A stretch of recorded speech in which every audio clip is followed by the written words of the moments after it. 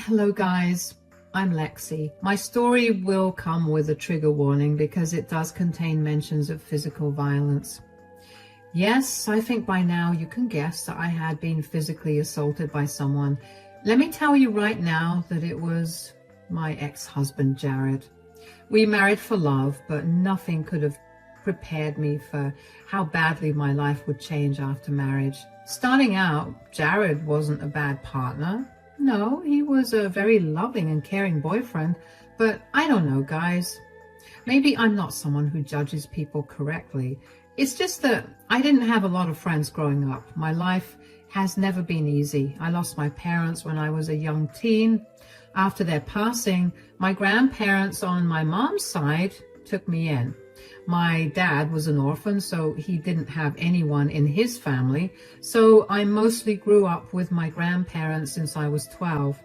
After losing my parents, I was in a very dark place. It was my grandpa and my grandma Rachel who got me out of that mess. We had a very loving relationship, and I considered them my second set of parents. If they hadn't taken me in, I would have possibly ended up in foster care.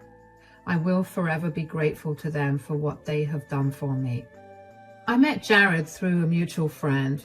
He was actually my first boyfriend even when we met in my 20s, and because of my depressive state, I missed out on a lot of experiences in school and never had a boyfriend. So Jared was the first boyfriend I had. Maybe that's why I always ended up missing the red flags in our relationship. He had always appeared to be such a loving and caring soul that I couldn't help but fall in love. We got married and moved into a house that my grandparents had gifted me before my marriage. I worked freelance and had a good trust fund set up by my grandparents. Meanwhile, Rachel was a social worker and didn't make much money, but my income was more than enough for us to live happily without debt. 2 years went by, and slowly my marriage started to show cracks.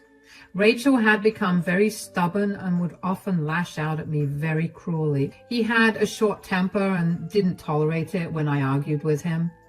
My poor mental state and his excellent gaslighting ways made me think that maybe I was the problem, so I took all of his mental abuse and didn't say a word. I loved that man and didn't want to lose him. But everything changed for the worse when my grandma suffered a major stroke. She was completely paralyzed from the waist down and needed a wheelchair. Grandpa had already passed by then, so there was no one to take care of her, so I went to her and said, "Why don't you move in with me, Grandma?" "Are you sure that's a good idea, dear? I don't want to be a problem for you." "You won't be a problem for me, Grandma. How can you even think that?" "My dear granddaughter, I'm disabled now, and I know it will only get worse. I don't want to be a burden on you. I have the money to put myself in a care home. I think that would be the better option." "Oh, no, no, no. You will not be in a care home as long as I am alive. You are the reason I didn't end up in foster care. You took care of me, and now it's time for me to take care of you." My grandma had tears in her eyes when I said that. She actually kissed the top of my head since I was crouching down to meet her eyes. I felt like a little girl again who found comfort in her grandma's arms even in the darkest days of her life. I felt that even then, probably because I was tired of all the trouble I had at home. My grandma always had a weird way of knowing what was going on in my life. She surprised me by saying, "You have a very loving and caring heart, you know, but I don't think your husband will appreciate it." "What do you mean, Grandma?" "I know you love that man, but he has always been a fool, Lexi. I tried to warn you, but you didn't listen anyway. I know things have been tough at home. Do you think bringing me into the mix would be a good idea? I might set off your husband and cause more trouble for you." "I will handle him, Grandma. I'm sure he won't be so heartless with me. The house is mine after all, and it's not like you will rely on his money. I will manage him, don't worry." It was true that Grandma was always weary of my husband. My grandfather had even gone to the extent of saying that he hated my husband. At first, I had no idea why they felt that way. I was a blind fool, so I couldn't see what they saw. When I got engaged to Jared, they tried to make me think again, but I was adamant about marrying him. My grandparents were never rude or disrespectful towards Jared. Everything they told me was said in private. However, they did insist on us signing a prenup before marriage. That's what ticked off my husband and made him start to dislike my grandparents. Since there was a big imbalance between Jared and my fiancé, my grandparents insisted on a prenup. After a lot of fighting, Jared had signed the prenup. I understood much later why my grandparents were so adamant about it, and how it saved me so much trouble. Anyway, I knew that Jared didn't like my grandparents after that incident, but I didn't think he would be so heartless as to deny my grandma the comfort of being near me in her last days. I didn't delude myself into thinking that she would live long. I simply wanted to cherish whatever little time we had together. Since Jared was a social worker, I thought he would understand. So I sat him down that day and told him my plans, and to my utter disbelief, Jared went mad with anger. He looked at me with pure rage and said, "Why on earth do you think I would agree with this stupid plan of yours?" "What are you saying, Jared? My grandma needs me. I thought you'd understand. You know how I feel about your stupid grandparents. Thank God there's one of them now. But that doesn't mean I'm taking your grandma in just because her stupid husband isn't alive to take care of her. Don't talk about my grandparents like that, Jared. They are good people and they raised me.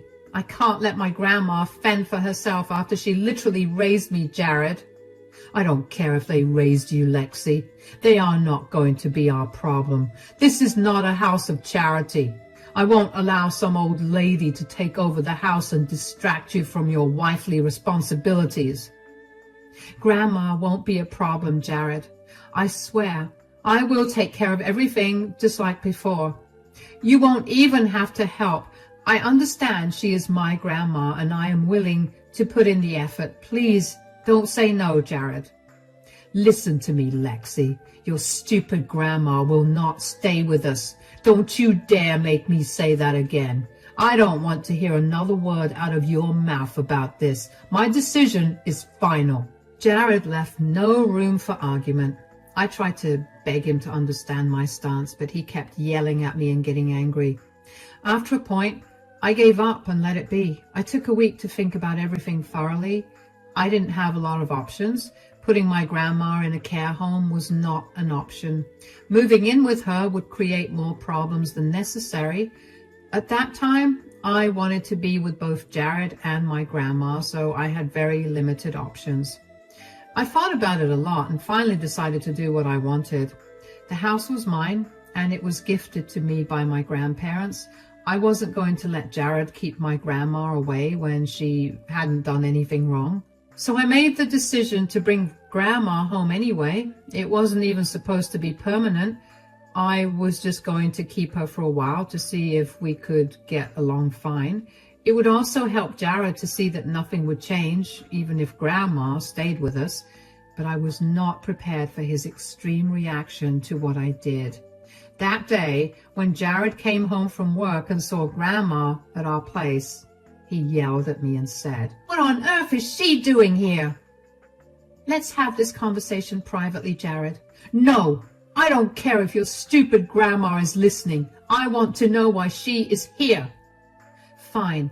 I brought Grandma home, Jared. She will stay with us for a while. You can see for yourself that we will get along just fine."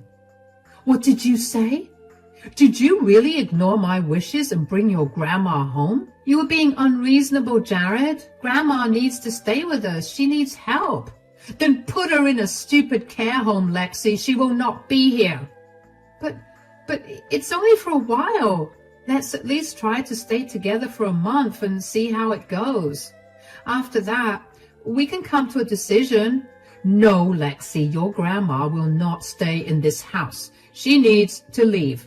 She needs to be out by tomorrow, or else there will be consequences, Lexi. Jared was being so vicious and aggressive at this point that I started to get tears in my eyes. My grandma just sat in her wheelchair silently and didn't say a word. I felt embarrassed and humiliated in my own house. It was a horrible situation. My grandma then meekly said, "It's okay, Lexi. You can take me home tomorrow. I will manage." "No, you will not go home. We will give this a try. Jared, you can't just say no without even giving this a fair shot. Do my feelings mean so little to you?" "I don't care about your feelings, Lexi. I will not have some old lady in my house who will end up being nothing but a burden. Either you will take her home tomorrow, or I will throw her out myself." "No, you don't get to dictate everything I do, Jared. I have had enough of your controlling behavior. My grandma will stay, and you are no one to kick her out because this house belongs to me." I was mad with rage when Jared told me that he would throw my ailing grandma out on the streets. You can only imagine how angry and hurt I was. In my anger, I ended up talking back to Jared instead of being apologetic. This just made Jared snap bad. I had never expected him to do what he did next. It happened so fast and was so unpredictable that I didn't even have the chance to defend myself. In a second, Jared's palm was on my face and I realized that he had slapped me. He had actually slapped me so hard that I fell on the sofa, barely missing my grandma who was beside me in her wheelchair. At that moment, Grandma shrieked and I cried out in pain. I looked at Jared in disbelief and saw that he was stunned by his own actions. I guess at that moment he realized that he had messed up. I said in a shaking voice, "Did you just hit me, Jared? Did you lay your hands on me?" I wasn't thinking." "Shut up, Jared. How dare you put your hands on my granddaughter?" "I'm sorry, Lexi. You made me do this." "Leave, Jared. Just leave my house right now." "What? You can't kick me out, Lexi." "I will call the cops on you, Jared. Leave before I do that and get you arrested." Jared panicked and left as soon as he could. When he was gone, I broke down in tears. I was sobbing and wailing my heart out because I hadn't expected the love of my life to lay his hands on me. Like always, my grandma was my rock and comforted me to the best of her abilities while I poured my heart out through my tears. After hours of crying over that cruel man, my grandma said, "I always had a bad feeling about Jared, but even I am surprised at what he did, Lexi." "How could he do this to me, Grandma? I thought he loved me." "Listen to me, Lexi. That man is a monster and you don't deserve this. What he did was horrible. You need to do something about this, Lexi. You can't let him get away with it. Please don't tell me you plan to stay with him even after he hits you." "No, there's no way I'll stay with someone who puts his hands on me. And you are right, Grandma. I can't let him get away with this." "Good. Then you need to do something, Lexi. You need to take a stand and go to the cops. He will be back and God knows what he will do then. You need to take action before it's too late." My grandma was right. I needed to take action before it was too late. So that day itself, I got into action. There were security cameras in my house, which had recorded Jared hitting me. I quickly downloaded the footage and secured it. The next morning, I went to the cops and submitted the evidence and filed a police report. As I was coming back home, I got a call from my father-in-law, Tony. He told me that he needed to talk to me and that he would bring Jared along with him as well. I was a little relieved because I knew Jared wouldn't dare to hurt me in front of his father. But I knew that Jared's father wasn't a good man either. He was the one who raised Jared in a way that he never had to take responsibility for his bad actions. His dad always helped him cover up his misdeeds, no matter how small they were. I knew that they were coming to negotiate and talk it out, but I had other plans up my sleeve. Tony and Jared came home after I was back from the police station. Jared refused to look me in the eye while Tony looked nervous. He was trying hard to appear calm and collected, but it was all a facade. After making some awkward small talk, Tony said, "I know what my son did, Lexi. I'm very sorry on his behalf. Trust me, he has been very remorseful about this." I don't think being remorseful will help him now, Tony. What he did is wrong, and I am well within my rights to go to the cops. Let's just move past this now, Lexi. I get it that you are hurt and my son has acted inappropriately towards you. I think you deserve some compensation for what happened. I am willing to contribute to that. What are you talking about, Tony? How about this, Lexi? I can give you $500,000 to make it up to you. Excuse me, Tony? What did you just say? I know it's a lot of money, but I can come up with the amount. I have some assets that I can sell to come up with the money. It won't be a big problem. Are you seriously offering me a bribe to stay silent, Tony? Think about it, Lexi. You don't need to go through all that hassle of reporting Jared. You don't have any proof anyway, so just take the money and work on moving past this. You can use the money for therapy, shopping, literally anything you want. It will be solely yours. Jared won't touch it. I think this is an amazing offer for you, Lexi. You should take it. I stared at Tony and Jared in utter disbelief. Grandma, too, looked shell-shocked and didn't know what to say. My husband thought it would be a good idea to get his father involved in his problems. My father-in-law had the audacity to offer me a bribe to forget everything and not report Jared to the cops. They were both under the assumption that I couldn't prove Jared's abuse to the cops. Let's not forget that I still had a very red and angry-looking mark on my face that was basically Jared's handprint. And they forgot that I had security cameras in my house. Tony and Jared thought that they could outsmart me and try to sweep everything under the rug, but they had no idea how useless their plan was. I was about to show them the reality of their situation. I smirked at them and said, "Well done, Tony. Now, I can see how Jared turned out to be such a horrible man. I wish I had understood this sooner. You two are made of the same stuff after all." "There's no reason to be so cheeky, Lexi. My dad's only trying to help. He actually made you a good offer." Should I act impressed and grateful for that, Jared? I'm not a gold digger who is after your money. No amount of money can compensate for what you did, Jared. Besides, your offer is useless anyway, Tony. What do you mean my offer's useless? I guess none of you remember that I have security cameras in the house. You know that they record everything, right? You have a video recording of what happened? Yes, Jared. And guess what? I have already sent the recording to the cops. His family, his friends, and Jared's boss. The damage is done, guys. Looks like Jared will be losing his job and going to jail as well. The look on Tony and Jared's face was absolutely priceless. My husband was literally shaking when he realized that I had sent proof of Jared's physical abuse to his boss. My husband was now in deep trouble. He had no idea what he had gotten himself into. Jared had recruited his father to shut me up with money. But I am not some gold digger who could be shooed away with a check. No, I'm a woman who would absolutely fight for the right thing and punish anyone who would dare to abuse me. For years, I held my tongue because I didn't want Jared to be in trouble. I loved that man with my entire being and never thought he would end up turning into such a monster. I was okay with dealing with his mood swings and stubborn personality, but what he did to me crossed a major line.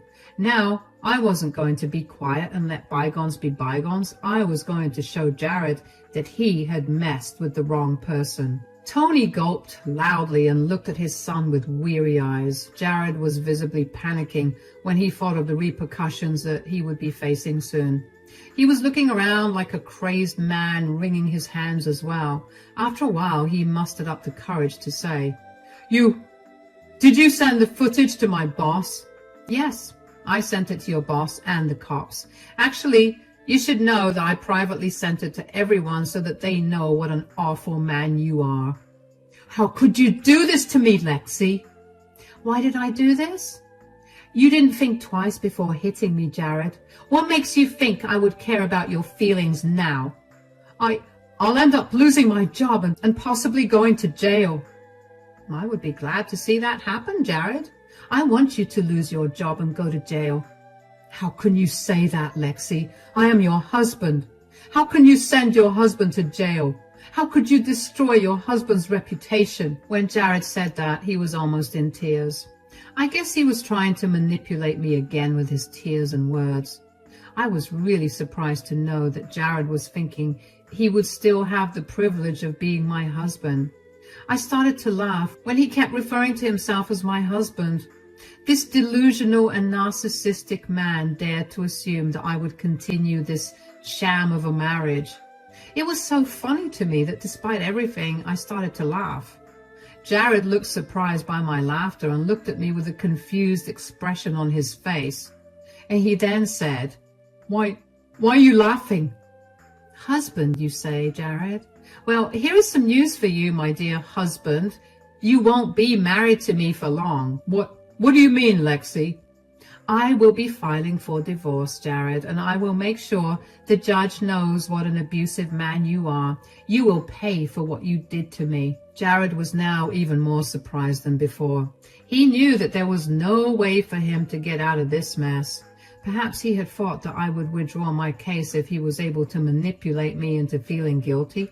He had expected me to continue being a doormat and forget his abuse out of love, but I was telling him that I would leave him for good. When I mentioned divorce, Tony also panicked and the duo started to change their stance once again. They kept telling me that I was making a mistake and overreacting, and they said, You're overreacting, Lexi. This was just one time. My son has already apologized to you, and we have offered you a generous payback as well. What more do you want? I want to destroy your son's life like he tried to destroy mine. Men like him think they can get away with anything. A person like him deserves to be labeled as an abuser because that's what he is. But what will I do now, Lexi? I'll lose my job and have no income to support myself. You don't get to work in social services after being an abuser yourself. I will never forgive myself if I let you go and end up taking advantage of who knows how many women.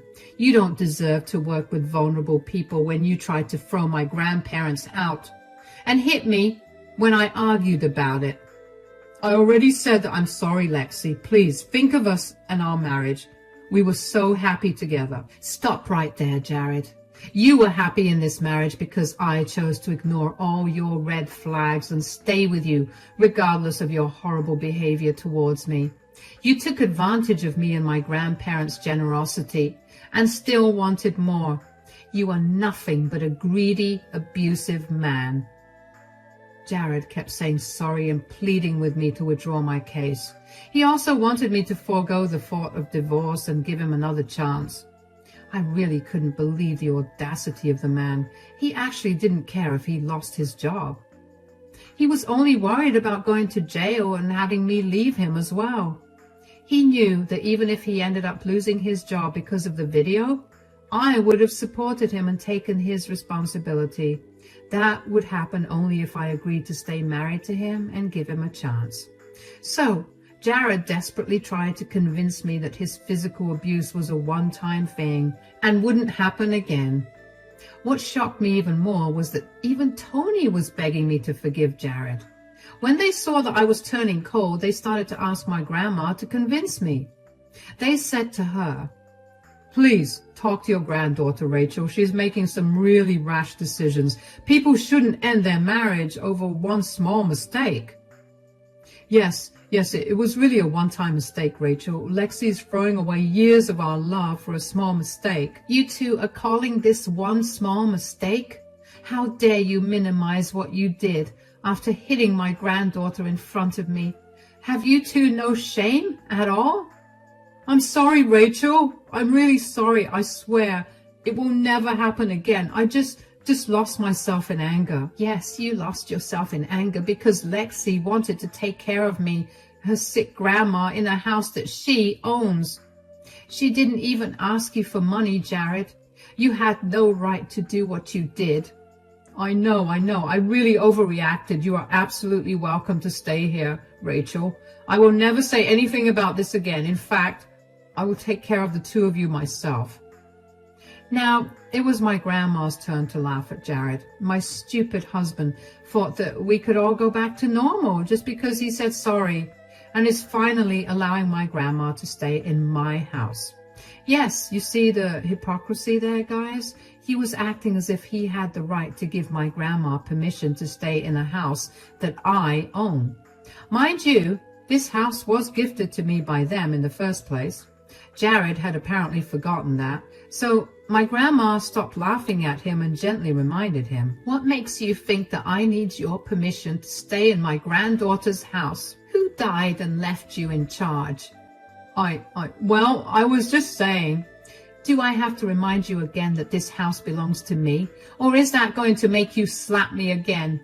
No, I will never do that again. I swear, Lexi, I won't. You're being very hurtful and unreasonable, Lexi. Come on, Rachel. Will you really encourage your granddaughter to end her perfectly good marriage? That's enough, Tony. I sat here and let you and your son go on with your nonsense. But now it's time for your son to face the consequences of his actions. My granddaughter is doing the right thing by leaving Jared and reporting him. So you two are taking Lexi's side? I will 100% encourage and support Lexi because her marriage is nowhere near perfect. She is removing herself from your evil son's clutches, and I couldn't be more proud of her. In fact, I actually talked to some of my husband's old cop buddies and made sure your son doesn't escape justice. Speaking of which, do you hear the sirens, guys? Yeah, that's the cops coming to arrest my dear husband, who will soon be an ex. Looks like this will be the last meeting we have in a neutral setting. See you in court, guys. The look on Tony and Jared's faces as they heard the sirens was absolutely priceless. When they were at our home negotiating with me, my grandma was on her phone calling the cops. She wheeled herself in to join us a little later after she made sure the cops knew where to find their prime accused. We didn't want to give Jared the chance to flee the state, so we called the cops as soon as we could. Jared wasn't going to get away so easily. We were going to make sure of it. The sound of the sirens made my husband start to shake again. He looked at his dad for help just like he always did. Jared truly was a spoiled little man-child and thought his father would be able to help him. Tony knew that his hands were tied, so he actually looked down at the floor and didn't say anything. Jared then started to beg me and Grandma for forgiveness. He tried to remind me of all the good times and tell me that he loved me. Yeah, I wasn't going to fall for those lies again. I told him exactly what I thought of him and let him suffer the consequences of his actions. Jared was still begging and pleading for mercy when I let the cops inside my house. Jared panicked and started to run, which was a really bad decision. Let's just say that now he has an additional charge of resisting arrest and has been labeled as a flight risk. He took the back door to flee but couldn't run far because, well, he was no match for the cops. They caught him a few blocks away and swiftly put him in handcuffs. He was dragged back to the cop cars and put inside with no mercy. He was still crying and begging for help when he was being arrested. It was truly a sight to see. I felt no remorse or pity. I just felt victorious for putting an abusive man where he belonged. The rest of my story is actually not very dramatic. You guys may be sad to know that Jared only got probation for assaulting me. Well, it was his first offense and he was remorseful, so the judge gave him some brownie points. But he did spend a night or two in jail, which did more damage than he could have imagined. Overnight, he was shunned from the community and fired from his job. He will never be able to hold a job in social services after this.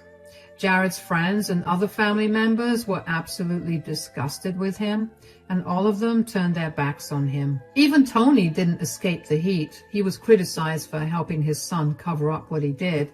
Yes, I did tell some friends about the bribe, and they did their part in spreading it around. In the end, both of them had to leave the city to save their reputation.